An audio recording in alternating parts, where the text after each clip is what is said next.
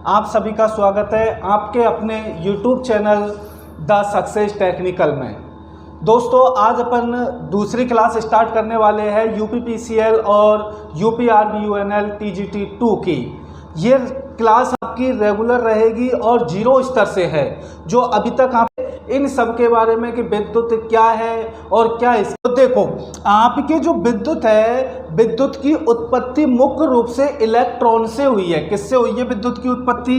विद्युत की उत्पत्ति हुई है इलेक्ट्रॉन से। किससे हुई है? इलेक्ट्रॉन से हुई है। और आपको ये अच्छी तरह मालूम होगा कि इस पृथ्वी पर चाहे आपके धातु हो चाहे आपके अधातु हो, सब में आपके इलेक्ट्रॉन होते हैं। सब में क्या होता है दोस्तों? इलेक्ट्रॉन होते हैं। चाहे आपके वो धातु होगी चाहे वो आपके अधातु होगी, सब में आपके इलेक्ट्रॉन मौजूद है। इलेक्ट्रॉनों का आवागमन कितने प्रकार से है? 2 प्रकार से। एक तो है घर्षण के द्वारा। किसके द्वारा? घर्षण के द्वारा। और दूसरा है आपके बल के द्वारा। दूसरा कौन सा है? बल के द्वारा। यानी जो आपके इलेक्ट्रॉन है, उन इलेक्ट्रॉनों का एक धातु से दूसरी धातु या एक स्थान से दूसरे स्थान पर पहुंचाने की जो प्रक्रिया है वो मुख्य रूप से 2 प्रकार की होती है, घर्षण के द्वारा और बल के द्वारा। और घर्षण और बल के द्वारा आप इलेक्ट्रॉनों को एक स्थान से दूसरे स्थान तक पहुंचा सकते के आधार पर, घर्षण और बल के आधार पर, घर्षण और बल के आधार पर अपन की जो विद्युत है, ये विद्युत आपके 2 प्रकार की होती है। कितने प्रकार की होती है विद्युत? 2 प्रकार की। पहला है आपका स्थिर विद्युत। पहला कौन सा है? स्थिर विद्युत, ठीक है। और दूसरा है अपन के चल विद्युत। दूसरा कौन सा है? चल विद्युत। इस चल विद्युत को अपन विद्युत धारा भी कह सकते हैं। कौन सी धारा कह सकते हैं? विद्युत धारा। ठीक है दोस्तों, आपके जो इलेक्ट्रॉनों का आवागमन होता है उसे अपन बोलते हैं विद्युत। और इलेक्ट्रॉनों का आवागमन घर्षण और बल के द्वारा किया जाता है। अतः घर्षण और बल के द्वारा आपकी जो विद्युत का निर्माण हुआ है वो विद्युत आपके 2 प्रकार की होती है। सबसे पहले है स्थिर विद्युत और दूसरे अपन के चल विद्युत।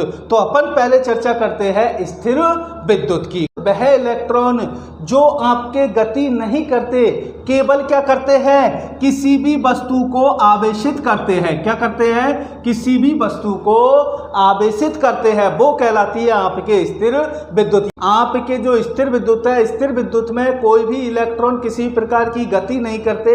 वहां पर आपके जो मैकेनिकल क्रिया करोगे, जो घर्षण करोगे, उस घर्षण से केवल आपकी जो धातु या अधातु है वो केवल आवेशित होती है। यदि घर्षण के द्वारा कोई भी धातु और अधातु आवेशित हो जाती है उसको बोलेंगे स्थिर विद्युत।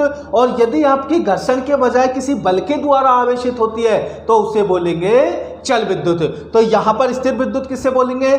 जिसमें आपके कोई भी धातु या अधातु आपके आवेशित हो जाती है वो कहलाती है स्थिर विद्युत। अब ये आवेशित कैसे होती है तो वो देखो, कोई भी आपके धातु होगी, कोई भी क्या होगी? आपके धातु और कोई भी आपके अधातु होगी। ठीक है दोस्तों, इस चीज को ध्यान से देखना।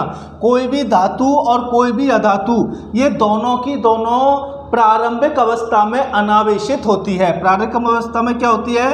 अनावेशित होती है। यानी इन पर किसी भी प्रकार का आवेश नहीं होता है। ठीक है। अब सबसे पहले जो विद्युत का निर्माण किया था, सबसे पहले विद्युत का जो निर्माण किया था वो किया था थेल्स नामक वैज्ञानिक ने। किसने किया था? थेल्स नामक वैज्ञानिक ने। तो थेल्स नामक वैज्ञानिक ने सबसे पहले एक कहरवा की छड़ ली थी। क्या ली थी? कहरवा की छड़, जिसको अंबर भी बोलते हैं। क्या बोलते हैं? अंबर भी बोलते हैं। तो वो कहरवा की छड़ ली थी। और दूसरा क्या किया था? उसने एक बिल्ली पाल रखी थी। क्या पाल रखी थी? बिल्ली। और बिल्ली की जो खाल है उसमें होते हैं रेशम। ठीक है। और उसने देखा कि कहरवा की छड़ को जब बिल्ली की खाल से रगड़ा, कहरवा की छड़ को जब बिल्ली की खाल से रगड़ा, तो उसने देखा कि कहरवा में छोटे छोटे कणों को, यानी जो छोटे छोटे टुकड़े हैं, उन छोटे छोटे टुकड़ों को आकर्षित करने का, क्या करने का? आकर्षित करने का गुण आ गया। यानी उस कहरवा में छोटे छोटे कण आपके आकर्षित होने लग गए। इसका मतलब वहां पर चुंबक बन गई। क्या बन गई? वहां पर चुंबक बन गई। और ये आप नोट कर लेना दोस्तों, जहां पर आपके इलेक्ट्रॉन होंगे वहां पर चुंबक होगी। तो इसका मतलब यहां पर आपके इलेक्ट्रॉन थे, इसलिए यहां पर चुंबक बन गई। अब देखो, कहरवा आपके हो गया एक धातु, धातु हो गया ना कहरवा, कहरवा एक धातु हो गया। और बिल्ली की खाल हो गई अधातु। बिल्ली की खाल क्या हो गई? अधातु। तो धातु को जब अधातु से रगड़ा, धातु को जब अधातु से रगड़ा तो धातु के इलेक्ट्रॉन अधातु में आ गए, यानी कहरवा के इलेक्ट्रॉन किस में आ गए? बिल्ली की खाल में आ गए। अब जब इलेक्ट्रॉन आपके बिल्ली की खाल में आ गए तो इसका मतलब इलेक्ट्रॉनों का आवागमन हुआ, इलेक्ट्रॉन गति करने लगे। लेकिन वो इलेक्ट्रॉन जब गति कर रहे हैं तो उससे निर्माण हो रहा है आवेश का। किसका निर्माण हो रहा है? आवेश का।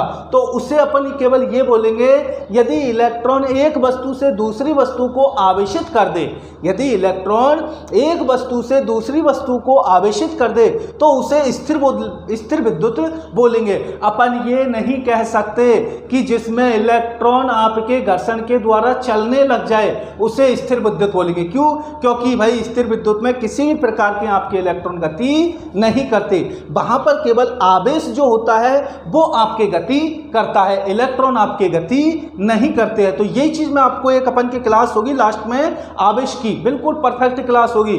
उस आवेश की क्लास में आपको कंटिन्यू एकदम बता दूंगा कि किस प्रकार आपके आवेश गति करेंगे। ठीक है दोस्तों, तो यहां पर क्या हुआ? यहां पर धातु ने इलेक्ट्रॉन त्यागे और अधातु ने इलेक्ट्रॉन ग्रहण किए। तो सीधी सी बात है, कोई सी भी धातु और कोई सी भी अधातु प्रारंभिक अवस्था में अनावेशित होती है। ठीक है, तो धातुओं में क्या होती है? इलेक्ट्रॉनों की अधिकता होती है। धातुओं में क्या होती है? इलेक्ट्रॉनों की अधिकता होती है। और अधातु में इलेक्ट्रॉनों की कमी होती है।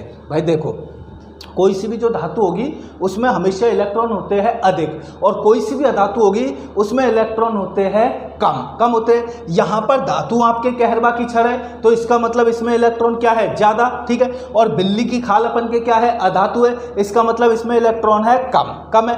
अब इलेक्ट्रॉनों का प्रवाह जो हुआ, इलेक्ट्रॉन जो चले, आवेश जो चला वो किधर से किधर की ओर चला? तो आवेश जो चलता है हमेशा वो माइनस से प्लस की ओर चलता है। किधर चलता है? माइनस से प्लस की ओर चलता है ना। अब देखो, यहां पर आपके जो ये कहरवा की छड़ है, कहरवा की छड़ में है इलेक्ट्रॉन अधिक। तो हमेशा किसी भी चीज का जो प्रवाह होता है, कोई भी चीज जब चलती है तो अधिक से कम की ओर चलती है। तो कहरवा की छड़ में इलेक्ट्रॉन है अधिक, इसका मतलब कहरवा के इलेक्ट्रॉन चलकर कहां पर आए?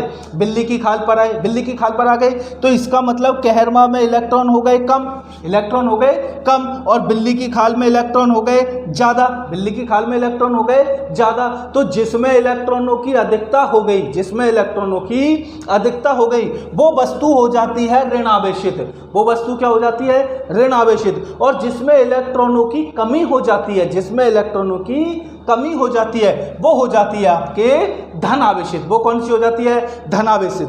तो स्थिर विद्युत के अनुसार कहरवा पर कौन सा आवेश बना है? तो कहरवा पर बना है धन आवेश और बिल्ली की खाल पर बना है ऋण आवेश। स्थिर विद्युत के अनुसार ध्यान रखना, जो मैं आपको ये बता रहा हूं ये एग्जाम में आने वाले क्वेश्चन है। ठीक है, एग्जामिनर ये पूछ सकता है कि भाई बिल्ली की खाल पर कौन सा आवेश बना? तो बिल्ली की खाल पर बना था ऋण आवेश। ठीक है, दूसरा क्वेश्चन ये बनेगा कि भाई कहरवा पर कौन सा आवेश बना? तो कहरवा पर बना धन आवेश।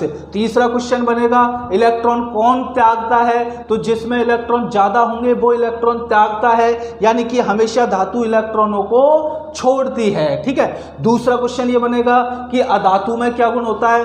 तो अधातु में इलेक्ट्रॉनों की कमी होती है तो वो इलेक्ट्रॉनों को ग्रहण करती है। तो जो इलेक्ट्रॉन त्यागती है वो बन जाती है धनावेशित, और जो इलेक्ट्रॉन ग्रहण करती है वो बन जाती है ऋणावेशित। तो अब देखो, एक बार अपन थोड़ा देख लेते हैं ताकि आपके माइंड में अच्छी तरह बैठ जाए। देखो, स्थिर विद्युत की खोज थेल्स नामक वैज्ञानिक ने की थी। थेल्स नामक वैज्ञानिक ने कहरवा की छड़ और बिल्ली की खाल दोनों को रगड़ कर की थी। कहरवा को अंबर भी कहा जाता है और बिल्ली की खाल को रेशम कहा जाता है। तो अंबर और रेशम को जब रगड़ा तो अंबर में थे इलेक्ट्रॉन ज़्यादा, अंबर में इलेक्ट्रॉन क्या थे? ज़्यादा। तो अंबर के इलेक्ट्रॉन आ गए रेशम में, तो रेशम में थे इलेक्ट्रॉन पहले कम, पहले इलेक्ट्रॉन थे उसमें कम। जब इसके इलेक्ट्रॉन अंबर के इलेक्ट्रॉन रेशम में आ गए तो रेशम में हो गई इलेक्ट्रॉनों की अधिकता हो गई, तो रेशम बन गया ऋणावेशित। और अंबर था, अंबर में इलेक्ट्रॉनों की हो गई कमी, तो वो बन गई धन आवेशित। इस प्रकार आपके दोनों वस्तुओं में जब आवेश का निर्माण हो गया तो वो कहलाती थी आपके स्थिर विद्युत। अब आप कल्पना कीजिए, आपके एक लिया था मैंने रेशम, ठीक है, और दूसरी ली थी अंबर, क्या लिया था? अंबर, ठीक है। दोनों को मैंने रगड़ा, ये था आपके कहरवा था ना। एक बार यहाँ पर फिर से देख लीजिए, एक तरफ था आपके रेशम, एक तरफ था आपके कहरवा। जब आपके इसने इलेक्ट्रॉन त्यागे, क्या किया यहाँ पर? इलेक्ट्रॉन त्यागे। किसने त्यागे थे इलेक्ट्रॉन? अंबर ने त्यागे थे कहरवा की छड़ ने, और ग्रहण किसने किए? रेशम ने। तो यहाँ पर हो गए इलेक्ट्रॉन अधिक, यहाँ पर क्या हो गए? इलेक्ट्रॉन अधिक हो गए, और यहाँ पर हो गए इलेक्ट्रॉन कम।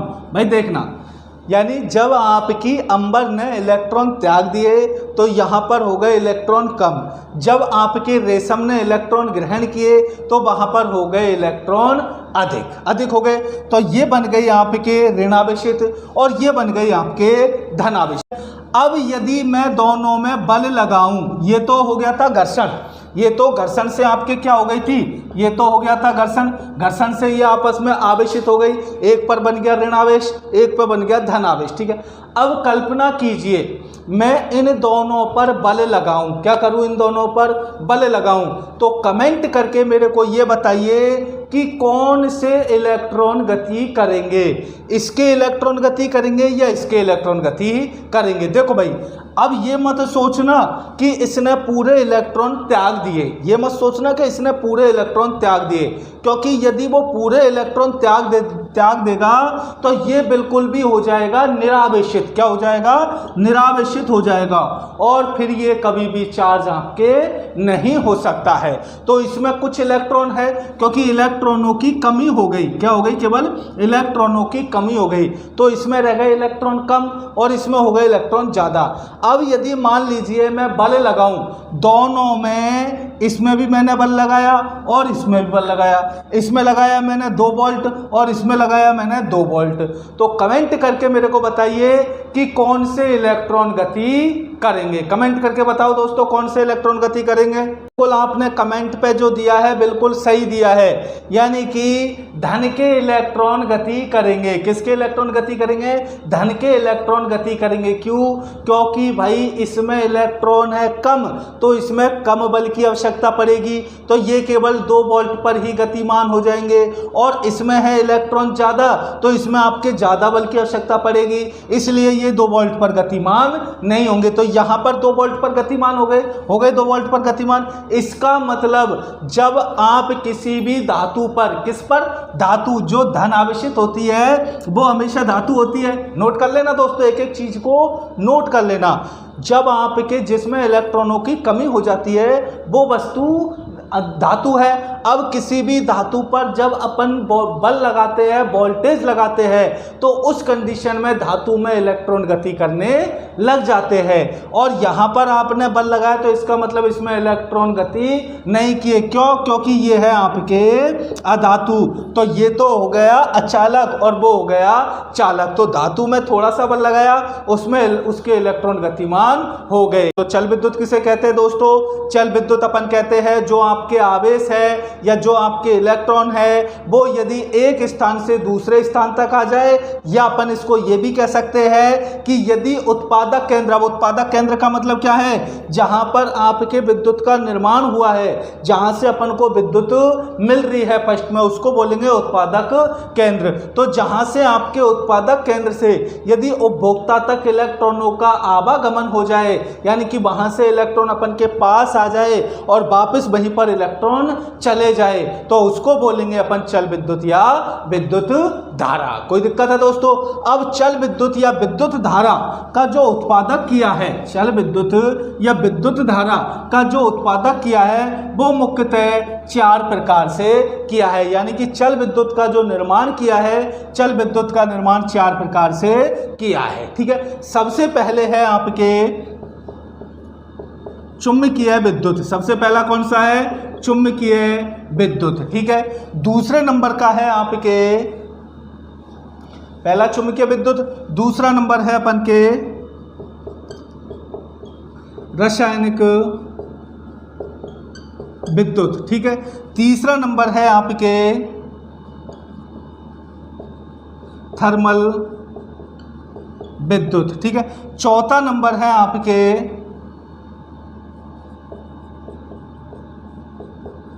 प्रकाश विद्युत। यानी विद्युत जो आपके है, विद्युत धारा जो है वो आपके 4 प्रकार से उत्पन्न की जाती है। विद्युत धारा कितने प्रकार से उत्पन्न की जाती है? दूसरी बात जो विस्तार से आप चर्चा करेंगे वो इनका अपन अलग अलग से एक एक चैप्टर लेंगे, उसमें बढ़िया तरीके से आपके चर्चा करेंगे। तो चुंबकीय विद्युत का मतलब होता है, चुंबकीय विद्युत के लिए सबसे इंपॉर्टेंट चीज जो होती है वो होती है चुंबकीय क्षेत्र। आपको एक चुंबकीय क्षेत्र की आवश्यकता होती है। अब चुंबकीय क्षेत्र कहाँ से बनेगा? चुंबक से बनेगा, चुंबक से बनेगा। तो आपके एक चुंबक तो अपन ने इधर ले ली, एक चुंबक इधर ले ली। अब इसकी जो चुंबकीय बल रेखा है वो आपके इस प्रकार चल रही है। ठीक है, इस प्रकार चल रही है। बीच में अपन ने कोई चालक रख दिया। क्या रख दिया? चालक रख दिया। उस चालक को अपन ने इस प्रकार रखा कि वो ये चुंबकीय जो बल रेखा है, चुंबकीय जो बल रेखा है उनका यदि छेदन करे, उनका क्या करे? छेदन करे, यानी कि काटे उन जो चुंबकीय बल रेखा है उनके मार्ग में रुकावट पैदा करे, तो इसके अंदर भी विद्युत पैदा हो जाती है। इसके अंदर क्या पैदा हो जाती है? विद्युत पैदा हो जाती है। उस विद्युत को क्या कहते हैं? उस विद्युत को बोलेंगे चुंबकीय विद्युत। क्या बोलेंगे? वर्तमान में सबसे ज्यादा जो उत्पादक किया जा रहा है, वर्तमान में सबसे ज्यादा जो उत्पादन किया जा रहा है, सबसे ज्यादा उत्पादन किसके द्वारा किया जा रहा है? चुंबकीय विद्युत के द्वारा। व्यापारिक स्तर पर, व्यापारिक का मतलब समझते हो? यानी कि लेन देन करना। तो सबसे ज्यादा व्यापारिक विद्युत का जो उत्पादन किया जा रहा है वो किसके द्वारा किया जा रहा है? चुंबकीय विद्युत के द्वारा। यानी आप सॉरी ये कह सकते हो कि वर्तमान में 90% विद्युत आपकी चुंबकीय विद्युत है। क्या कह सकते हो? वर्तमान में 90% विद्युत का उत्पादन चुंबकीय विद्युत के द्वारा किया जा रहा है। कोई दिक्कत? अब रासायनिक विद्युत किसे कहते हैं? तो इसका मतलब इस विद्युत को पैदा करने के लिए रसायन का उपयोग किया गया। रसायन का मतलब एक हिसाब से केमिकल। क्या लिया गया? केमिकल। अब केमिकल में क्या किया? आपके एक पात्र लिया, उस पात्र के अंदर भर दिया केमिकल। क्या कर दिया? केमिकल। यानी कि उसमें अपन ने रासायनिक पदार्थ का उपयोग किया। ठीक है, इस रासायनिक पदार्थ में जब मैंने आपके 2 चालक स्थापित कर दिए, इसके अंदर 2 चालक स्थापित कर दिए, क्योंकि देखो दोस्तों मैं आपको फिर बता रहा हूं कि चालकों के अंदर ही विद्युत का प्रवाह होता है। तो यहां पर अपन अचालक उपयोग में नहीं ले सकते, अचालक उपयोग में नहीं ले सकते, यहां पर आपको चालक ही उपयोग में लेना पड़ेगा। ठीक है, तो यदि किसी केमिकल के अंदर या रासायनिक पदार्थ के अंदर अपन ने 2 चालक स्थापित कर दिए और उन चालक के द्वारा अपन ने उसके अंदर विद्युत दी, क्या पहले विद्युत देना पड़ेगा। तो उसके अंदर सपोज कीजिए आपने विद्युत दी, तो विद्युत दी तो ये रसायन क्या हो जाएंगे? ये रसायन अपने अवयव में टूट जाएंगे। अवयव का मतलब अपने अपने भागों में टूट जाएंगे। क्यों? क्योंकि इस केमिकल के अंदर भी आपके 2 प्रकार के आयन है। कितने प्रकार के आयन है? 2 प्रकार के। जैसे देखो H2O, क्या है आपके पास? H2O। ठीक है, ये आपके क्या है? ये है आपके पास पानी। क्या है ये आपके पास? कैसे? जब इसमें अपन विद्युत प्रवाहित करेंगे तो विद्युत प्रवाहित करने पर इसके 2 टुकड़े हो जाएंगे। यानी इसके अंदर 2 नस्ल है, 2 प्रकार के पदार्थ है। एक तो O पदार्थ है और एक H पदार्थ है। एक तो O पदार्थ है, एक आपके H पदार्थ है। ठीक है, यानी कि इसके अंदर आपके 2 प्रकार के पदार्थ है, 2 प्रकार के पदार्थ है। अब देखो एक एक तो है O, एक है अपन के H है। जब इसका अपघटन होगा, इसको जब तोड़ा जाएगा तो तोड़ने के फलस्वरूप एक तरफ तो बन जाएगा O और एक तरफ बन जाएगा H बन जाएगा। अब ये दोनों की दोनों अलग अलग स्वभाव के होंगे। क्या होंगे? दोनों की दोनों अलग अलग स्वभाव के होंगे। क्यों होंगे अलग अलग स्वभाव के? क्योंकि भाई ये दोनों अलग अलग स्वभाव के हैं ना, जब जाके ये जुड़े हैं। यदि एक स्वभाव के होते तो बिल्कुल इसको टूटता ही नहीं, वो टूटता नहीं। कोई भी चीज़ जब तोड़ोगे तो कब टूटेगी? तो सीधी सी बात है, जब उसके अंदर दो भिन्न पदार्थ होंगे, दो भिन्न धातु होंगी, जब जाके ही वो अलग होगी। यदि उसके अंदर केवल एक ही धातु होगी तो उसको आप अलग कर ही नहीं सकते हो। किसी भी धातु को अलग करने के लिए जरूरी है कि उसके अंदर दो भिन्न धातु होनी चाहिए। तो इसको जब तोड़ा तो एक बना O और एक बना H। ये दोनों की दोनों का स्वभाव अलग अलग है, तो इनमें से एक बन जाएगा धन, एक बन जाएगा ऋण। ये वाला बन जाएगा धन और ये वाला बन जाएगा ऋण। तो ऋण किधर की तरफ जाएगा? ऋण जाएगा क्रिया करने के लिए धन की तरफ और धन जाएगा ऋण की तरफ। लेकिन ये प्रक्रिया कहां पर अपनाओगे? जब बीच में आप एक तार जोड़ दोगे तो उस तार के माध्यम से H तो जाएगा O की तरफ और O आएगा H की तरफ। तो अंदर तो O जाता है H की तरफ और बाहर H आता है O की तरफ आता है। तो ये सारी की सारी प्रक्रिया किसके थ्रू हुई? रासायनिक अभिक्रिया यानी कि रासायनिक विद्युत के अंतर्गत होता है थर्मल विद्युत। थर्मल विद्युत अपन के पायरोमीटर के सिद्धांत पर काम करता है। किसके सिद्धांत पर काम करता है? पायरोमीटर के सिद्धांत पर काम करता है। इस थर्मल विद्युत का उपयोग पायरोमीटर में करते हैं। पायरोमीटर का मतलब है उच्च ताप मापी। क्या बोलते हैं इसको?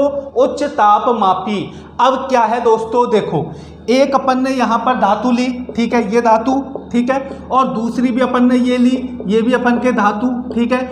लेकिन ये अपन ने तांबा लिया, ये अपन ने चांदी ली, ठीक है, ये भी धातु और ये भी धातु, दोनों आपकी धातु है, लेकिन ये तांबा है और ये चांदी है, यानी कि दोनों कौन सी धातु हो गई?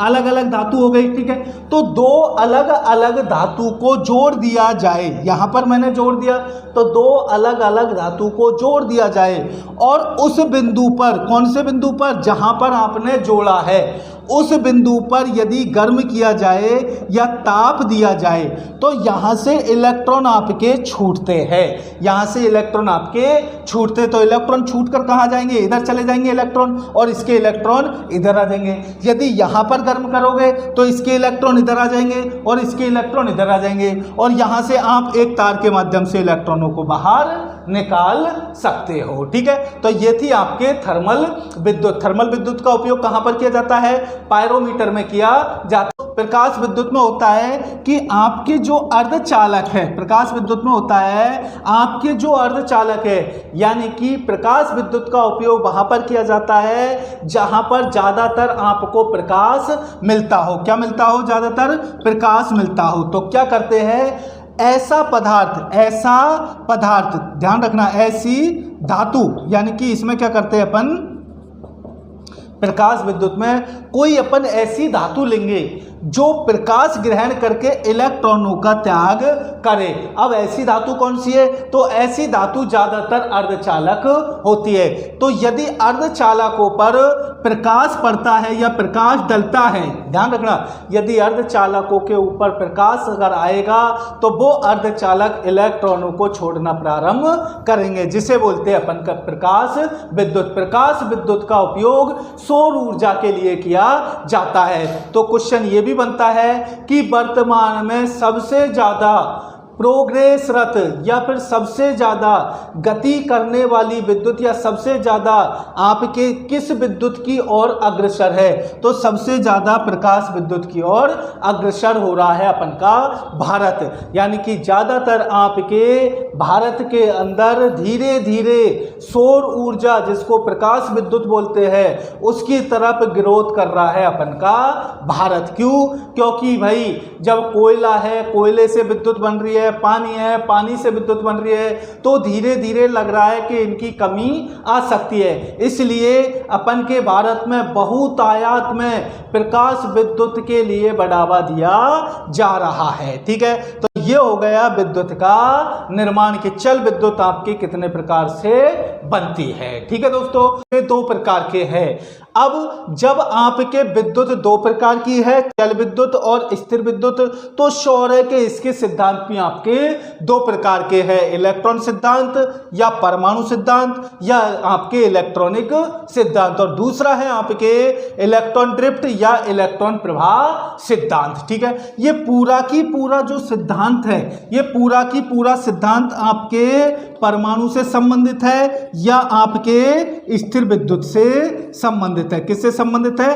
परमाणु से संबंधित है या आपके स्थिर विद्युत से संबंधित है। और दूसरा जो सिद्धांत है वो अपन के विद्युत धारा से संबंधित है। किससे संबंधित है? विद्युत धारा से संबंधित है या विद्युत परिपथ से संबंधित है। किससे संबंधित है? विद्युत परिपथ से संबंधित है। बैठ रही है ना समझ में? यानी आपके जो विद्युत के मूल सिद्धांत है, तो विद्युत आपके दो प्रकार की होती है, चल विद्युत और स्थिर विद्युत। तो सौरक विद्युत के मूल सिद्धांत भी आपके दो प्रकार के होंगे। ठीक है, पहला होगा आपके इलेक्ट्रॉन सिद्धांत, जिसको अपन के परमाणु सिद्धांत भी बोलते हैं या फिर आपके इलेक्ट्रॉनिक सिद्धांत भी बोलते हैं। ये आपके परमाणु से संबंधित है या फिर आपके स्थिर विद्युत से संबंधित है। दूसरा जो है आपके वो है इलेक्ट्रॉन ड्रिफ्ट, जिसको अपन के इलेक्ट्रॉन प्रवाह सिद्धांत भी बोलते हैं। ये अपन का विद्युत धारा या विद्युत परिपथ से संबंधित है। ठीक है, तो अपन एक एक करके एक एक सिद्धांत के बारे में चर्चा करते हैं। सबसे जो मोस्ट इंपोर्टेंट आपके जो सिद्धांत है वो है इलेक्ट्रॉन ड्रिफ्ट। इस सिद्धांत को आप दोस्तों ध्यानपूर्वक पढ़ना बिल्कुल। क्यों? क्योंकि इस सिद्धांत में से आपके न्यूमेरिकल आ जाते हैं ज्यादातर, और आपकी जो आपकी थ्योरी चलती है, जो आपकी विद्युत धारा का जो पूरा परिपथ चलता है, वो पूरा की पूरा इसी सिद्धांत पर चलता है। तो इसको थोड़ा ध्यान से देखना। ये जो सिद्धांत है ये अपन का परमाणु सिद्धांत है और ये सिद्धांत अपन का क्या कह रहा है, तो दोनों सिद्धांतों के बारे में अपन चर्चा करते हैं। ठीक है दोस्तों, कोई दिक्कत है यहां पर? अब चलते आगे। इस सिद्धांत के अनुसार, ये सिद्धांत अपन का क्या कहता है? इस सिद्धांत के अनुसार आपकी प्रत्येक जो धातु होती है या प्रत्येक जो अधातु होती है, प्रत्येक धातु या प्रत्येक अधातु एक अलग से परमाणु होता है। एक अलग से क्या होता है दोस्तों? एक अलग से परमाणु होता है। यदि उन धातु और अधातुओं का अपघटन किया जाए, क्या किया जाए? उन धातु या अधातु का अपघटन किया जाए, परमाणु को तोड़ा जाए या उसको अपघटित किया जाए, तो उसमें से आपके दो प्रकार के चार्ज निकलते हैं। कितने प्रकार के चार्ज निकलते हैं? दो प्रकार के। एक निकलता है धन आवेश और दूसरा निकलता है ऋण आवेश। धन आवेश चार्ज अपन के स्थिर रहते हैं। धन आवेशित चार्ज क्या होते हैं? स्थिर रहते हैं। जबकि ऋण आवेशित जो चार्ज है अपन के वो गतिमान होता है। क्या होता है? गतिमान होता है। और ये आवेश जो आपके गतिमान होता है वो केवल और केवल घर्षण के द्वारा गतिमान होता है। किसके द्वारा गतिमान होता है? घर्षण के द्वारा गतिमान होता है। इसलिए ये सिद्धांत अपन के स्थिर विद्युत से संबंधित है। किससे संबंधित है दोस्तों? स्थिर विद्युत से संबंधित है। बैठ गई समझ में? दिक्कत है? यानी कि जो आपके विद्युत का जो मूल सिद्धांत है, विद्युत के मूल सिद्धांत दो थे। पहला सिद्धांत है आपके इलेक्ट्रॉन सिद्धांत या परमाणु सिद्धांत। ये दोनों की दोनों सिद्धांत आपके धातु और अधातु से संबंधित है। धातु और अधातु को एक हिसाब से परमाणु बोलते हैं। जब परमाणु का आप अपघटन करोगे तो परमाणु के अपघटन करने पर दो प्रकार के चार्ज इसमें से निकलते हैं। एक निकलता है धनावेश, दूसरा निकलता है ऋण आवेश। धन आवेश आपके स्थिर रहता है और ऋण आवेश आपके गतिमान होता है। ये ऋण आवेश आपके घर्षण के कारण गतिमान होता है। तो जो चीज घर्षण के द्वारा गतिमान होगी उसे बोलेंगे अपन स्थिर विद्युत। क्या बोलेंगे? स्थिर विद्युत। कोई दिक्कत है? तो ये था आपके परमाणु सिद्धांत। ठीक है, अब देखो, अब परमाणु संरचना के बारे में अपन थोड़ा जान लेते हैं, क्योंकि ये क्वेश्चन उसमें से पूछता है। हालांकि मैंने जो डेमो क्लास दी थी, डेमो क्लास में इसके बारे में खूब अच्छी तरह बताया था, तो उस क्लास को भी आप पढ़ लेना, लेकिन थोड़ा सा मैं आपको बता देता हूं। ठीक है, तो देखो, परमाणु का मतलब है कि वह छोटे से छोटा कण जो स्वतंत्र अवस्था में नहीं रह सकता, वह छोटे से छोटा कण जो स्वतंत्र अवस्था में नहीं रह सकता, उसको अपन बोलते हैं परमाणु। क्या बोलते हैं? परमाणु। परमाणु की खोज किसने की थी? तो परमाणु की खोज की थी डाल्टन ने। किसने की थी? डाल्टन ने की थी। परमाणु के अंदर कितने कण होते हैं? तो परमाणु के अंदर आपके 3 प्रकार के कण होते हैं, प्रोटॉन, न्यूट्रॉन और इलेक्ट्रॉन। ये 3 प्रकार के कण होते हैं। प्रोटॉन पर होता है धनावेश, ये होता है आपके उदासीन, ठीक है, और इस पर होता है ऋणावेश, ठीक है। प्रोटॉन पर कौन सा आवेश होता है? धनावेश। न्यूट्रॉन आपके उदासीन होता है और इलेक्ट्रॉन पर होता है ऋणावेश। इसकी खोज किसने की थी? इसकी खोज की थी गोल्ड स्टीन ने। किसने की थी? गोल्ड स्टीन ने। यदि आपके क्वेश्चन आ जाए कि प्रोटॉन का नाम किसने दिया था, क्वेश्चन आपके क्या है कि प्रोटॉन का नाम किसने दिया था? नाम दिया था रदरफोर्ड ने। किसने दिया था? रदरफोर्ड ने आपके प्रोटॉन का नाम दिया था, ठीक है। दूसरा है न्यूट्रॉन। न्यूट्रॉन पर कौन सा आवेश होता है? तो ये उदासीन होता है। कहने का मतलब ये बिना पैंदे का लोटा होता है, चाहे तो इधर भी ढुलक जाए और चाहे तो इधर भी ढुलक जाए, यानी कि ये ऋणावेश भी ग्रहण कर सकता है और ये आपके धनावेश भी ग्रहण कर सकता है। अब क्वेश्चन आपके इंपोर्टेंटली ये पूछ सकता है वो कि परमाणु को संतुलित रखने के लिए कौन सा कण आवश्यक है? तो परमाणु को संतुलित रखने के लिए न्यूट्रल कण आपके इंपोर्टेंट होता है। इस कण के द्वारा ही परमाणु को संतुलित रखा जाता है। अगर ये कण उसके अंदर नहीं हो तो क्या होगा? तो ये कण यदि उसके अंदर नहीं होगा तो कोई भी परमाणु कभी भी विस्फोट हो सकता है। कोई भी धातु आपके बनी नहीं होगी, वो धातु हमेशा स्वतंत्र अवस्था में ही रहेगी। किसने की थी? इसकी खोज की थी चैडविक ने। किसने की थी? चैडविक ने, ठीक है। तीसरा है आपके इलेक्ट्रॉन। इलेक्ट्रॉन पर कौन सा आवेश होता है? ऋण आवेश होता है। इसकी खोज किसने की थी दोस्तों? इसकी खोज की थी आपके जे थॉमसन ने। किसने की थी दोस्तों? जे थॉमसन नामक वैज्ञानिक ने आपके इलेक्ट्रॉन की खोज की थी। कोई दिक्कत है दोस्तों? अब देखो प्रोटॉन आपके कहां पर होता है? तो प्रोटॉन होता है आपके नाभिक में। कहां पर होता है? नाभिक में। न्यूट्रॉन कहां पर होता है? न्यूट्रॉन भी नाभिक में होता है। और इलेक्ट्रॉन कहां पर होता है? इलेक्ट्रॉन होता है आपके कक्षा में, जिसको अपन के ऊर्जा स्तर भी बोला जाता है। क्या कहा जाता है इसको? ऊर्जा स्तर भी कहा जाता है। तो क्वेश्चन आपके ये भी आ सकता है कि नाभिक में कौन कौन होते हैं? तो नाभिक में प्रोटॉन होता है और न्यूट्रॉन होता है। तो जिस जगह पर प्रोटॉन और न्यूट्रॉन होते हैं उसको क्या बोलते हैं? नाभिक। नाभिक को क्या कह सकते हैं? नाभिक को न्यूक्लियस भी बोल सकते हैं। क्या बोल सकते हैं? न्यूक्लियस भी बोल सकते हैं। कोई दिक्कत है? अब अपन थोड़ा सा एक परमाणु की रचना देख लेते हैं कि आपके इलेक्ट्रॉन किस प्रकार उसमें अवस्थित रहेंगे। इसकी क्लास मैंने डेमो क्लास में बता दी थी, तो विस्तार से आप वहां पर देख लेना। यहां पर केवल मैं आपको समझाने के उद्देश्य से थोड़ा थोड़ा बता रहा हूं, बाकी विस्तार रूप में यदि आपको देखना है तो वो आप डेमो क्लास देख सकते हो। ठीक है दोस्तों, कोई दिक्कत है? यहाँ पर का मतलब होता है कि इलेक्ट्रॉनों का प्रवाह, ठीक है। और इलेक्ट्रॉनों का प्रवाह जो अपन के होता है वो किस किस कारण से होता है? तो इलेक्ट्रॉनों का जब प्रवाह होगा तो सौर आपके बनेगी विद्युत धारा। आपके क्या बनेगी? विद्युत धारा। दूसरा आपके बनेगा वोल्ट। दूसरा क्या बनेगा? वोल्ट, ठीक है। तो इलेक्ट्रॉन डिप्ट जो सिद्धांत है आपके वो मुख्य रूप से विद्युत धारा और वोल्ट से संबंधित नियम है। तो अपन इस बारे में चर्चा करेंगे कि आखिरकार ये विद्युत धारा क्या है और वोल्ट आपके क्या है। तो विद्युत के जो मूल सिद्धांत है, विद्युत के 2 मूल सिद्धांत बताए मैंने आपको। एक तो बताया था इलेक्ट्रॉन सिद्धांत, दूसरा बताया था इलेक्ट्रॉन डिप्ट या धारा सिद्धांत, ठीक है। तो यहां पर पहला है आपके विद्युत धारा, दूसरा है आपके वोल्ट, ठीक है। अब जो ये इलेक्ट्रॉनों का प्रभाव होता है, मैंने आपको बता दिया कि इलेक्ट्रॉन जो डिप्ट होती है, इलेक्ट्रॉनों का जो प्रभाव होता है ये मुख्य रूप से 5 प्रकार से होता है। कितने प्रकार से होता है? 5 प्रकार से। पहला है घर्षण के द्वारा। पहला कौन सा है? घर्षण के द्वारा। ये घर्षण वाला आपके स्थिर विद्युत है, स्थिर विद्युत है। तो इसका अध्ययन अपन ने किस में कर लिया? इसका अध्ययन अपन ने इलेक्ट्रॉन सिद्धांत में कर लिया।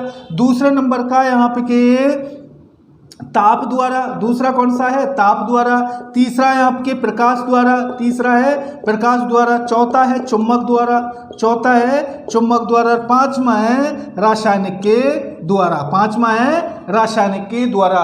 यदि आपके क्वेश्चन आ जाए निम्न में से किन कारणों से इलेक्ट्रॉन डिप्ट होता है, तो आपके विकल्प ये 5 है, पांचों में से कोई सा भी आ सकता है कि इलेक्ट्रॉन डिप्ट किन कारणों से होता है। तो इलेक्ट्रॉन डिप्ट 5 प्रकार से होता है। इलेक्ट्रॉनों का प्रवाह, डिप्ट का मतलब होता है प्रवाह, तो इलेक्ट्रॉनों का जो प्रवाह है वो 5 प्रकार से होता है। ये घर्षण वाला आपके एक हिसाब से क्या है अपवाद। और देखो दोस्तों, प्रत्येक चैप्टर आपके जो आएगा उसमें कोई ना कोई अपवाद आएगा।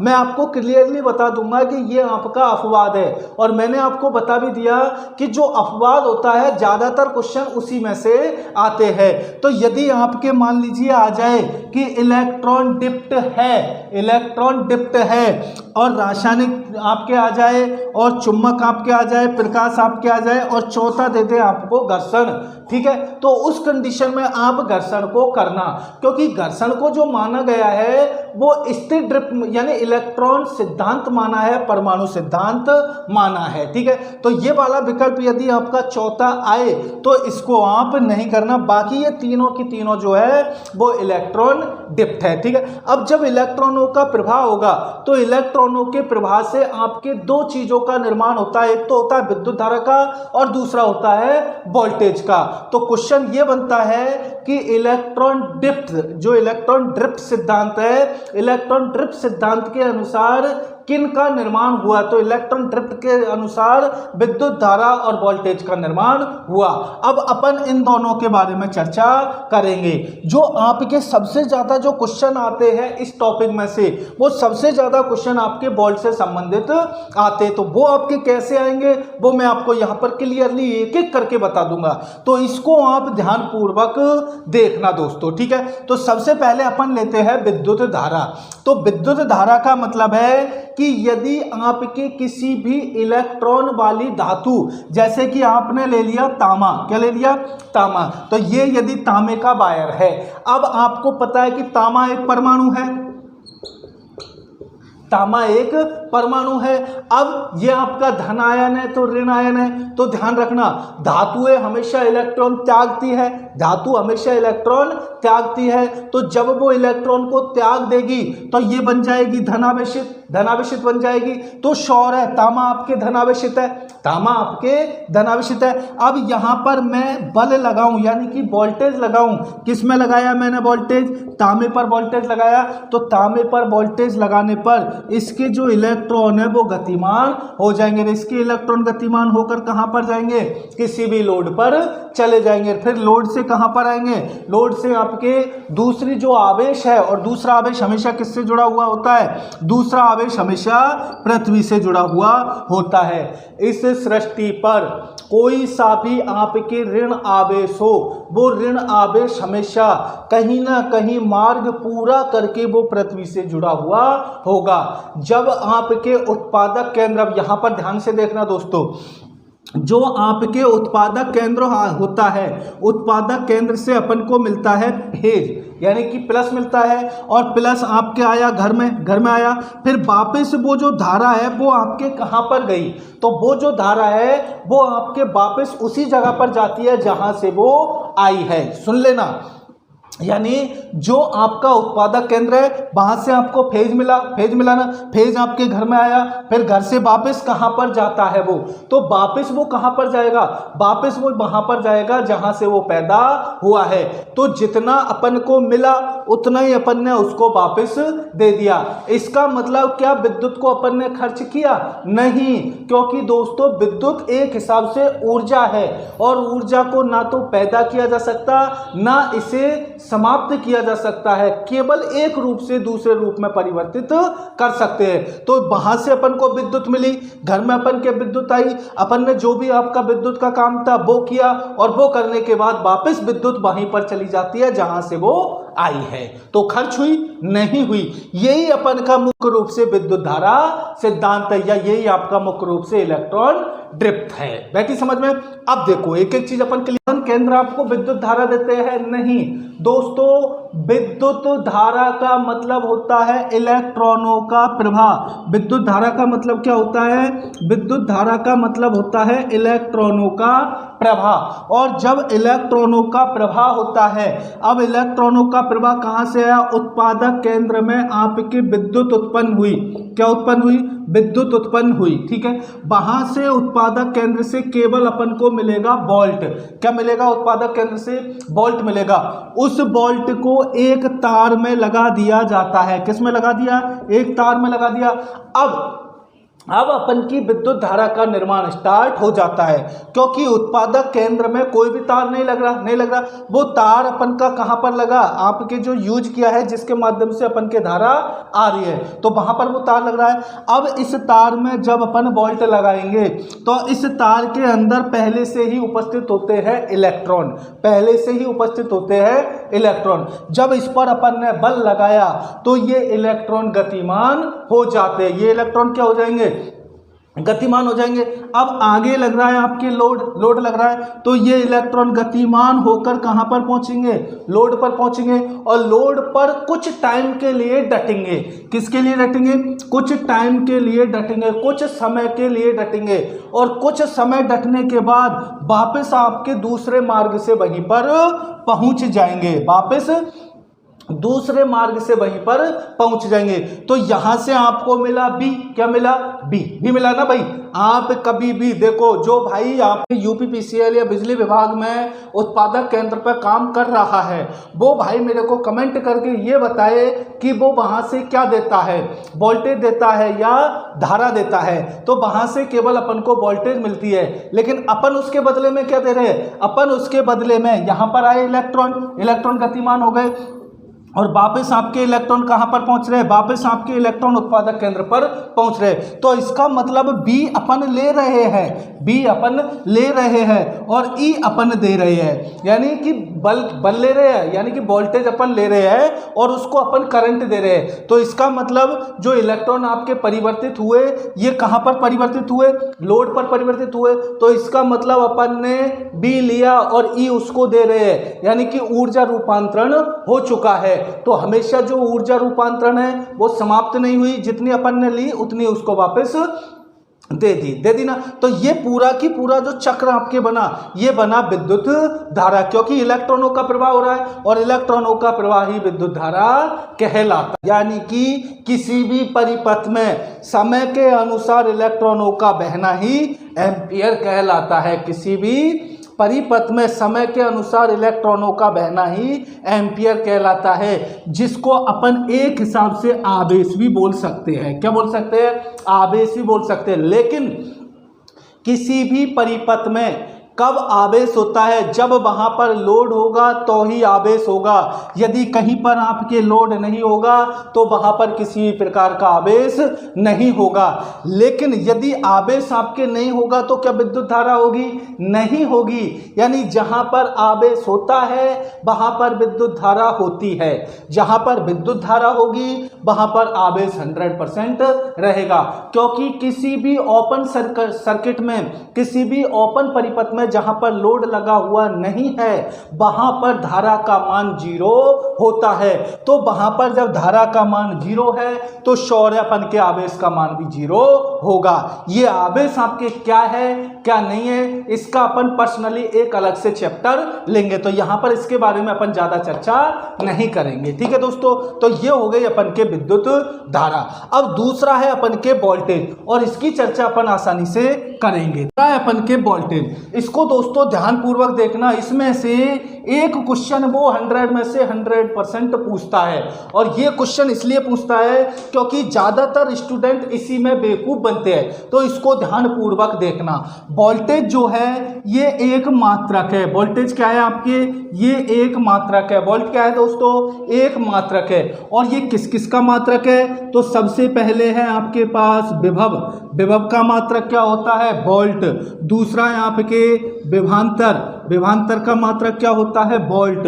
तीसरा है अपन के विद्युत वाहक बल। तीसरा कौन सा है? विद्युत वाहक बल। विद्युत वाहक बल का मात्रक क्या होता है? वोल्ट। चौथा है आपके पास टर्मिनल वोल्ट। टर्मिनल वोल्ट का मात्रक क्या है? वोल्ट।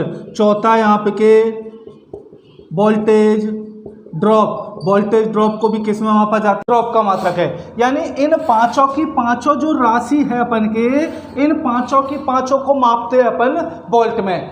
अब वो आपको बेवकूफ़ बनाने के लिए या आपकी बुद्धि का परीक्षण करने के लिए इसमें से वो 100 में से 100% एक क्वेश्चन वो डालता है, और वो इसलिए डालता है ताकि तुम्हारी बुद्धि जो है उसको वो भ्रमित कर सके। तो वो किस प्रकार क्वेश्चन डालेगा? तो वो देखो सबसे पहले अपन बात करते हैं विभव की। तो विभव कहते किसे हैं? तो विभव जो होता है वो आपके पृथ्वी से संबंध है। विभव किससे संबंधित है? पृथ्वी से संबंधित है। विभव जो है, विभव आपके पृथ्वी से संबंधित है। विभव किससे संबंधित है? पृथ्वी से संबंधित है। वो पृथ्वी से किस प्रकार संबंधित है? तो देखो ये आपका है फेज, ठीक है। इस फेज को मैं जंपर के माध्यम से और एक बल्ब लगाकर और पृथ्वी से जोड़ दूं। किससे जोड़ दूं? पृथ्वी से जोड़ दूं। तो यहाँ से आपके आ रहे हैं इलेक्ट्रॉन, यानी कि यहाँ से ये आपके फेज आ रहा है, ये फेज यहाँ पर आया और ये फेज चला गया आपके पृथ्वी के अंदर, चला गया पृथ्वी के अंदर। अब वापस जो आपकी पृथ्वी से निकलेगा तो क्या वो फेज ही निकलेगा? नहीं, वहां से निकलता है न्यूट्रल। वहां से क्या निकलेगा? न्यूट्रल। और न्यूट्रल आपके आया कहां पर आया? लोड पर आया, और लोड पर आने के बाद कहां पर चला गया? वापस आपके वहीं पर चला गया जहां से वो आया है। यानी दूसरा जो तार होता है यहाँ पर, दूसरा तार आपके क्या होता है? दूसरा तार आपके न्यूट्रल का होता है, लेकिन यहाँ पर अपन केवल एक तार यूज कर रहे हैं। क्या तार यूज कर रहे हैं? एक। तो यहाँ से अपन के फेज आया और ये इसके अंदर आया, इसके अंदर आके बन गया न्यूट्रल बन गया। इसके बाद न्यूट्रल आपके जाएगा न्यूट्रल कहां पर पहुंच गया? फेज पर पहुंच गया। यानी जहां से आपके इलेक्ट्रॉन आए वहीं पर आपके इलेक्ट्रॉन पहुंच गए। तो ये आपका जो पूरा की पूरा सर्किट है, ये सर्किट हो गया आपका पूरा। क्योंकि भाई देखो, जहां से आपकी कोई चीज आई है और यदि वहीं तक वो वापस पहुंच जाए तो उसको बोलेंगे कि इसने अपना मार्ग पूरा कर लिया। यदि वो बीच में कहीं पर भी रुक जाए तो उसे क्या बोलेंगे? मार्ग पूरा कर लिया? नहीं, उसको अपन ये बोलेंगे कि भाई इसने मार्ग पूरा नहीं किया। तो यहां से आपके इलेक्ट्रॉन आए, इलेक्ट्रॉन आपकी पृथ्वी तक आ गए और पृथ्वी से वापस इलेक्ट्रॉन कहां पर पहुंच गए? यहीं पर पहुंच गए। तो इसका मतलब ये मार्ग पूरा हो गया। अब जो आपके इलेक्ट्रॉन आ रहे हैं वो क्या है? उसको बोलेंगे धन आयन। जो चीज आपके आ रही है, इलेक्ट्रॉन आ रहे हैं, उसको बोलेंगे धन आयन। तो धन आयन आपके आया ना, धन आयन आया, लोड पर आया, लोड पे आने के बाद कहां पर चला गया? पृथ्वी के अंदर चला गया। अब यहां से वो चेंज होगा आवेश, और आवेश चेंज होके बनेगा वो ऋण आयन। क्या बनेगा? ऋण आयन। यानी कि यहां से वो माइनस बन के चलेगा और माइनस बन के आपके यहां पर पहुंच जाएगा। अब जो ये पृथ्वी है, इस पृथ्वी का विभव क्या होता है? क्वेश्चन ये पूछा जाता है कि पृथ्वी का विभव होता है, तो पृथ्वी का विभव होता है अपरिवर्तित। क्या होता है? अपरिवर्तित। यानी कि पृथ्वी का विभव कभी भी परिवर्तित नहीं होता। वो हमेशा ऋण देगा तो ऋण ही देगा। वो कभी भी पृथ्वी आपकी धन नहीं देगी। यानी कभी भी पृथ्वी से फेज नहीं निकलेगा, हमेशा निकलेगा तो न्यूट्रल ही निकलेगा। तो पृथ्वी का जो विभव होता है वो अपरिवर्तित होता है। जबकि जो फेज जो होता है आपके ये वाला, इसका विभव आपके परिवर्तित हो सकता है। कैसे? यहां से आपके आ रहा है फेज आ रहा है और यहां से निकल के जा रहा है न्यूट्रल। तो जब तक उसमें से करंट आ रहा है, जब तक वो काम करेगा फेज का, और जब आपके वापस करंट जाएगा तो ये फेज बन जाएगा न्यूट्रल। इसका मतलब ये विभव आपके चेंज हुआ। पहले बना था फेज, फिर बन गया न्यूट्रल। तो आपके जो फेज होता है उसका विभव चेंज हो सकता है, लेकिन पृथ्वी का विभव कभी भी परिवर्तित नहीं होता। वो हमेशा ऋण आवेशित है और ऋण आवेशित ही रहता है। तो पहला क्वेश्चन तो ये आएगा कि पृथ्वी का विभव है तो ये होता है अपरिवर्तित। और यदि नहीं आए तो अगला क्वेश्चन वो ये पूछेगा कि पृथ्वी का विभव अन्य वस्तुओं की तुलना में होता है। तो पृथ्वी का विभव अन्य वस्तुओं की तुलना में, कौन सी, जो अन्य कोई भी वस्तु है, चाहे वो आपके तांबा हो, कॉपर हो, कोई सी भी वस्तु हो, अन्य वस्तुओं की तुलना में होता है शून्य। क्या होता है? शून्य। तो क्वेश्चन यदि आपके आ जाए कि पृथ्वी का विभव है तो पृथ्वी का विभव होता है शून्य। क्वेश्चन यदि वो करे कि परिवर्तित, अपरिवर्तित, स्थिर, तो क्या होता है? तो ये होता है आपके अपरिवर्तित।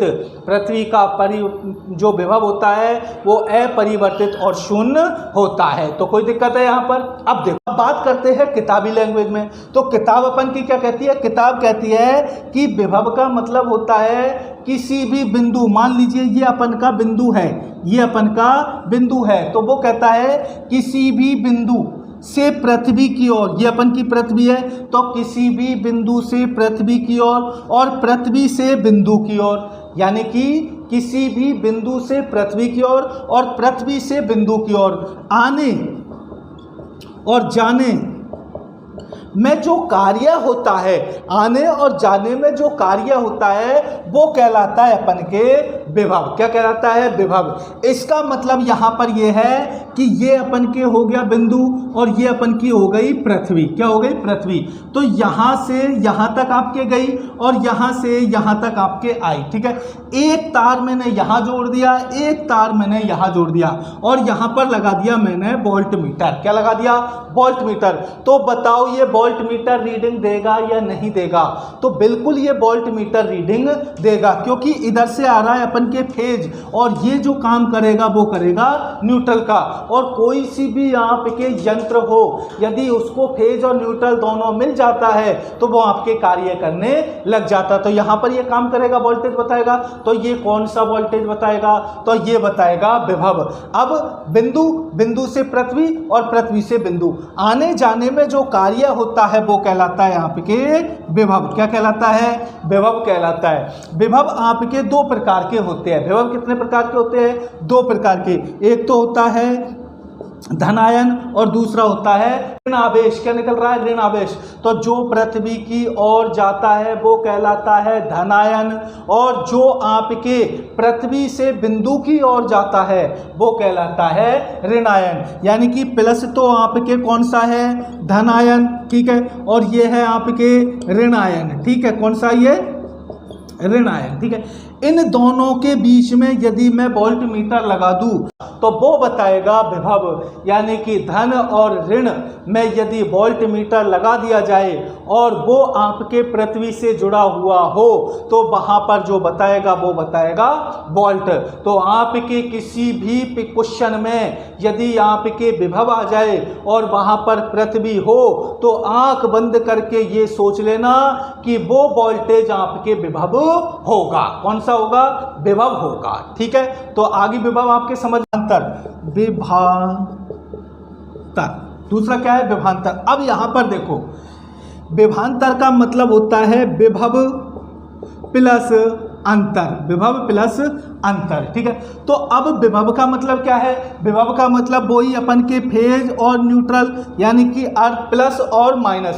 तो इन दोनों के बीच में जो अंतर है वो कहलाता है विभांतर। क्या कहलाता है? विभांतर। देखो भाई, विभव का जो शाब्दिक अर्थ होता है वो होता है विभव प्लस अंतर। विभव आपके दो प्रकार के होते हैं, धन आयन और ऋण आयन। तो इन दोनों में ये आपके होगा ज़्यादा, ठीक है, और ये आपके होगा कम होगा। तो इन दोनों के बीच में जो अंतर बताएगा वो आपके कहलाएगा विभांतर। क्या कहलाएगा?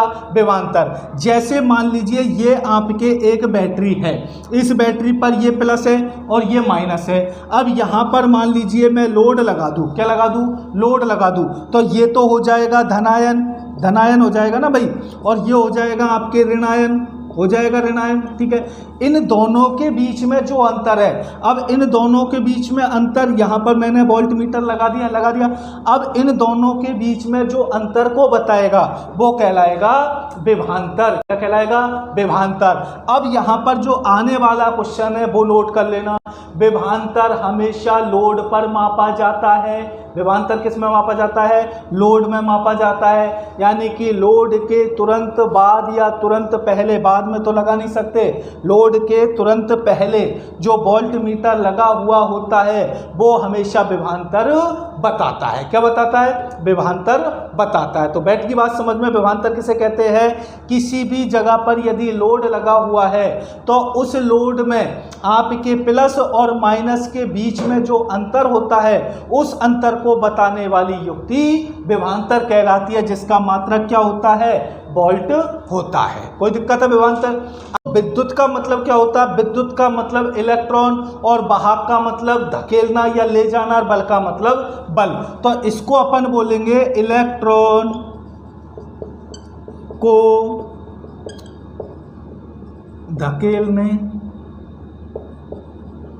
धकेलने वाला बल। वह बल जो इलेक्ट्रॉनों को धकेलता है वो कहलाता है अपन के विद्युत वाहक बल। जैसे मान लीजिए यहाँ पर आपके ये बैटरी है, इस पर धन है, इस पर ऋण है, तो आपके जो इलेक्ट्रॉनों को धकेलेगा तो वो कहाँ से धकेलेगा? ये आपके तांबे का एक तार है, तांबे का तार मैंने यहाँ पर लगा दिया और यहाँ पर लगा दिया मैंने लोड। क्या लगा दिया? लोड लगा दिया। तो यदि मान लीजिए यहाँ पर आपकी बैटरी में बल नहीं है, आपकी बैटरी में बल नहीं है और मैंने लोड को लगा दिया, तो बताओ क्या इसमें विद्युत धारा बहेगी? नहीं बहेगी। जब इसमें बल होगा तो जो ये इलेक्ट्रॉन है, इलेक्ट्रॉनों को ये धकेलेगा। तो इलेक्ट्रॉनों को चलाने वाला जो बल होता है वो कहलाता है विद्युत वाहक बल। क्या कहलाता है? विद्युत वाहक बल कहलाता है। ठीक है। अब यहाँ पर एक चीज ध्यान रखना दोस्तों, क्या कि विद्युत वाहक बल हमेशा बिना लोड के मापा जाता है। यानी विद्युत वाहक बल जो होता है किसी भी बैटरी, जनरेटर या सॉकेट में यदि लोड लगा हुआ नहीं है और उस वक्त यदि वोल्ट मीटर नापता है तो वो कहलाता है विद्युत वाहक बल। तो ये तो आपके हमेशा लोड पर मापा जाता है, विभवांतर तो हमेशा लोड पर मापा जाता है, और विद्युत वाहक बल बिना लोड के मापा जाता है। अब इसमें से एक जो क्वेश्चन बनता है वो देख लो। देखो भाई, यदि आपके क्वेश्चन आ जाए कि इलेक्ट्रॉनों को धकेलने वाला बल होता है, तो इलेक्ट्रॉनों को धकेलने वाला बल होगा विद्युत वाहक बल। इलेक्ट्रॉनों को धकेलने वाला धारा चलती है, विद्युत धारा चलती है। एक तो क्वेश्चन आया ये, ठीक है, और एक क्वेश्चन आया ये इलेक्ट्रॉन चलते हैं। ठीक है, इलेक्ट्रॉन चलते हैं। एक क्वेश्चन आया ये, तो इन दोनों में क्या करोगे? इनके विकल्प है विभव, विभवांतर, विद्युत वाहक बल और सभी। ठीक है, देखो इसमें से जो इंपोर्टेंटली क्वेश्चन जो माइंडली पूछे जाएगा वो ये दो क्वेश्चन पूछा जाएगा। एक तो पूछेगा कि विद्युत धारा चलती है, तो विद्युत धारा इनमें से किसके कारण चलती है? तो देखो भाई, अब जब किसी भी सॉकेट पर या किसी भी बैटरी पर अपन लोड लगाएंगे, क्या लगाएंगे? लोड लगाएंगे, तो लोड के लगने पर ही धारा का प्रवाह होता है। यदि यहाँ से मैं लोड को हटा दूँ तो क्या धारा का प्रवाह होगा? नहीं होगा। तो इसका मतलब यदि आपके पास विभवांतर है तो धारा का प्रवाह होगा, यदि विभवांतर नहीं है तो धारा का प्रवाह नहीं होगा। इसका मतलब किसी भी सर्किट में विद्युत धारा जो चलती है वो विभवांतर के कारण चलती है। परिपथ में विभवांतर का मान शून्य है तो धारा का मान भी शून्य होगा। अगर किसी सर्किट में धारा का मान शून्य है तो विभवांतर का मान भी शून्य होगा। लेकिन अगर वोल्टेज का मान शून्य है तो ये जरूरी नहीं कि विद्युत धारा का मान शून्य हो, क्योंकि हमेशा जब विद्युत वाहक बल होती है शून्य, जब भी आपके धारा का निर्माण होता है। क्योंकि देखो, तो इस कंडीशन में क्या करोगे आप? विभवांतर। अब क्वेश्चन आपके आ जाए यदि कि इलेक्ट्रॉनों को चलाते हैं, तो इलेक्ट्रॉनों को चलाता कौन है? तो इलेक्ट्रॉनों को चलाता है विद्युत वाहक बल, क्योंकि इलेक्ट्रॉन चलना प्रारंभ करते हैं यहाँ से, तो विद्युत वाहक बल होगा तो इलेक्ट्रॉन चलेंगे, यदि विभवांतर होगा तो विद्युत धारा आपके चलेगी। तो ये दोनों क्वेश्चनों को माइंडली क्रैक कर लेते हैं। Terminal volt. तो टर्मिनल वोल्ट, अब ध्यान रखना, यदि आपके ये लोड है, ये आपके बैटरी है, इस बैटरी पर यहाँ पर जो आपके वोल्ट मीटर लगा हुआ है तो ये बताएगा अपन के विद्युत वाहक बल। क्या बताएगा? विद्युत वाहक बल। और यदि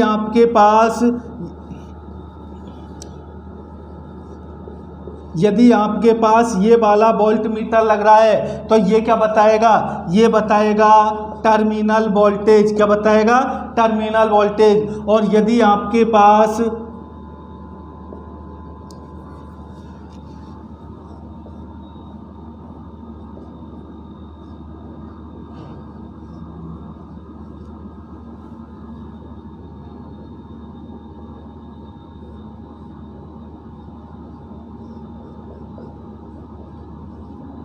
देखो दोस्तों, ये अपन की चार चीजें। यदि आपके किसी भी स्रोत पर, स्रोत का मतलब जहां से अपन वोल्टेज ले रहे हैं, जहां से आपको करंट मिल रहा है, यदि किसी स्रोत पर किसी भी प्रकार का लोड नहीं लग रहा और वहां यदि वोल्ट मीटर को लगाया जाए तो वो बताएगा विद्युत वाहक बल। यदि आपके लोड लग रहा है और लोड के तुरंत बाद आपके वोल्ट मीटर लग रहा है तो वो बताएगा आपके विभवांतर। क्या बताएगा? विभवांतर। और यदि आपके लोड लग रहा है और जो वोल्ट मीटर है वो टर्मिनल पर लग रहा है तो वो बताएगा टर्मिनल वोल्टेज। किसी भी जनरेटर का या किसी भी आपके बैटरी का टर्मिनल पर नापा गया वोल्टेज टर्मिनल वोल्टेज कहलाता है। लेकिन वो किस कंडीशन में कहलाएगा? जब आपके लोड लगा हुआ हो। क्या लगा हुआ हो? लोड लगा हुआ हो, तब जाके वो टर्मिनल वोल्टेज कहलाएगा। यदि लोड लगा हुआ नहीं है तो वो कहलाएगा विद्युत वाहक बल। यदि लोड के तुरंत बाद आपके वोल्ट मीटर लगा है तो वो बताएगा विभवांतर। और यदि कहीं पर भी आपके कोई भी पृथ्वी से जुड़ा हुआ है तो वो बताएगा विभव। क्या बताएगा? विभव। अब बात करते हैं वोल्टेज ड्रॉप की। किसकी बात करते हैं? वोल्टेज ड्रॉप की। तो वोल्टेज ड्रॉप का मतलब होता है I इंटू आर। क्या होता है? I into R. यानी अपन को तीन चीज देखनी है। एक तो देखना है विद्युत वाहक बल, ठीक है। दूसरा देखना है अपन को विभवांतर। दूसरा क्या देखना है? विभवांतर। यानी कि दूसरा क्या पूछा है? विभवांतर नहीं पूछा, दूसरा पूछा है अपन से क्या? दूसरा पहुंचा है वोल्टेज ड्रॉप। इसमें अपन को देखना है वोल्टेज ड्रॉप। अरे चुप कर ले इनको यार। Voltage drop. और तीसरा है तीसरा है टर्मिनल वोल्टेज। टर्मिनल वोल्टेज, ठीक है। तो दोस्तों इस क्वेश्चन को ध्यानपूर्वक देखो। इस क्वेश्चन में अपन को तीन चीज ज्ञात करनी है। पहला करना है विद्युत वाहक बल, दूसरा करना है वोल्टेज ड्रॉप, तीसरा करना है टर्मिनल वोल्टेज, ठीक है। क्वेश्चन अपन का क्या कह रहा है? यदि एक सर्किट खुला हुआ है तो यदि मान लीजिए कोई आपके ये अपन के आ रहा है P और ये आपके आ रहा है N, है ना। ये आपके P आ रहा है, ये आपके N आ रहा है। या फिर अपन इसको मान लेते हैं कि ये अपन के बैटरी है। ये अपन के क्या है? बैटरी। ये अपन के प्लस और ये है आपके माइनस। तो यदि इस पर किसी भी प्रकार का लोड नहीं लग रहा, सर्किट आपका खुला हुआ है, तो उस कंडीशन में आपका जो वोल्टेज होगा वही आपके विद्युत वाहक बल होगा। यानी बिना लोड मापा गया वोल्टेज विद्युत वाहक बल होता है। तो यहाँ पर क्या कह रहा है? यदि एक सर्किट खुला हुआ है और उसका विद्युत वाहक बल 2.2 है तो उसका विद्युत वाहक बल क्या होगा? तो सीधी सी बात है, यदि एक सर्किट खुला हुआ है और उसका 2.2 वोल्ट है तो विद्युत वाहक बल क्या होगा? तो सर्किट यदि खुला हुआ है तो जो वहां पर वोल्टेज होगा वही आपके विद्युत वाहक बल होगा। तो यहां पर आपके सर्किट, ये सर्किट है आपका, ठीक है। ये सर्किट यदि यहां से अपन के ओपन है तो यहां पर जो वोल्टेज होगा आपके, वो अपन के विद्युत वाहक बल होगा। क्या होगा? विद्युत वाहक बल। तो कितना वोल्टेज है? तो वोल्टेज अपन के 2.2। तो 2.2 आपके होगा विद्युत वाहक बल, ठीक है। आगे वो कह रहा है, आगे क्या कह रहा है? यदि लगे हुए लोड में, अब यदि मान लीजिए लोड लगा दिया, ठीक है, और लोड लगाने पर क्या कह रहा है कि यदि लगे हुए लोड में 0.4 एम्पियर कि करंट 1 ओम के प्रतिरोध से, यानी कि इसका जो रेजिस्टेंस है वो है 1 ओम, 1 ओम के प्रतिरोध से, तो वोल्टेज ड्रॉप क्या होगी? वोल्टेज ड्रॉप बराबर होता है I इंटू आर। आई कितनी है? 0.4 इंटू आर कितना है? 1 बराबर कितना हो जाएगा? 0.4 वोल्ट। क्या हो जाएगा?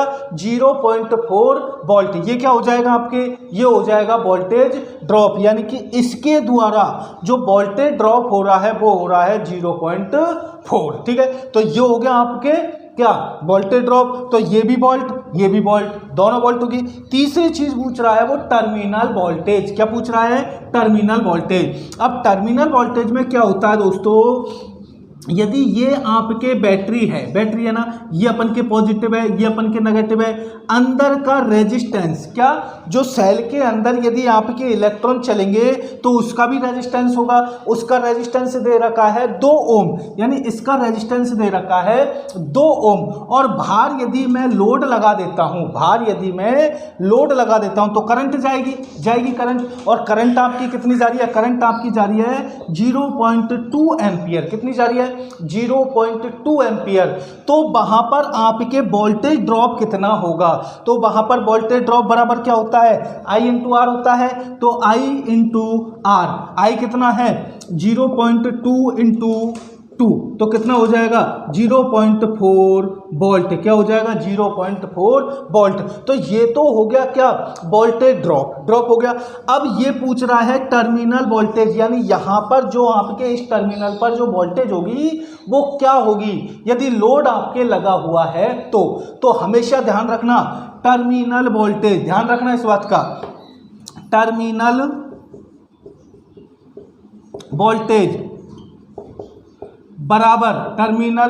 बराबर होता है विद्युत वाहक बल माइनस वोल्टेज ड्रॉप बराबर होता है आपके टर्मिनल वोल्टेज। ठीक है, तो टर्मिनल वोल्टेज आपके क्या होगी? अब यहां से देखो, तो टर्मिनल वोल्टेज बराबर होता है विद्युत वाहक बल माइनस वोल्टेज ड्रॉप। ठीक है, अब वोल्टेज ड्रॉप किसका? जो आपके बैटरी है उसका। वोल्टेज ड्रॉप किसका? जो बैटरी आपके ड्रॉप कर रही है उसका। तो आपके वोल्टेज ड्रॉप यानी विद्युत वाहक बल कितना है? 2.2। ठीक है, और आपके वोल्टेज ड्रॉप कितना है? तो वोल्टेज ड्रॉप कितना हुआ? आंतरिक प्रतिरोध है 2 और करंट कितनी बह रही है? 0.2। तो ये हो जाएगा 0.4 वोल्ट, 0.4 वोल्टेज। तो माइनस 0.4 वोल्टेज, तो कितना हो जाएगा आपके? ये हो जाएगा आपके बराबर 1.8 वोल्ट। तो टर्मिनल वोल्टेज कितना होगा? 1.8 वोल्ट। यानी कि जो आपके ये बैटरी है, इस बैटरी में यदि लोड लगा हुआ नहीं है तो वो होगा 2.2 वोल्ट। यदि लोड लगा हुआ है तो इस बिंदु के द्वारा जो ड्रॉप किया जा रहा है वो होगा 0.4, और बैटरी के अंदर जो वोल्टेज ड्रॉप हो रहा है वो भी हो रहा है 0.4। ठीक है, अब यहां पर यदि वो विभवांतर पूछे, क्या पूछे यहां पर यदि वो विभवांतर पूछे तो विभवांतर बराबर क्या होगा? अब यहां पर विभवांतर बराबर होगा विद्युत वाहक बल माइनस वोल्टेज ड्रॉप। विद्युत वाहक बल माइनस वोल्टेज ड्रॉप। अब विद्युत वाहक बल माइनस वोल्टेज ड्रॉप जो होगा तो वोल्टेज ड्रॉप अपन लोड का लेंगे। देखो, अगर विभवांतर पूछे तो वोल्टेज ड्रॉप लोड का लेंगे, अगर टर्मिनल वोल्टेज पूछे तो वोल्टेज ड्रॉप स्रोत का लेंगे। ये नोट कर लेना दोस्तों। यदि वो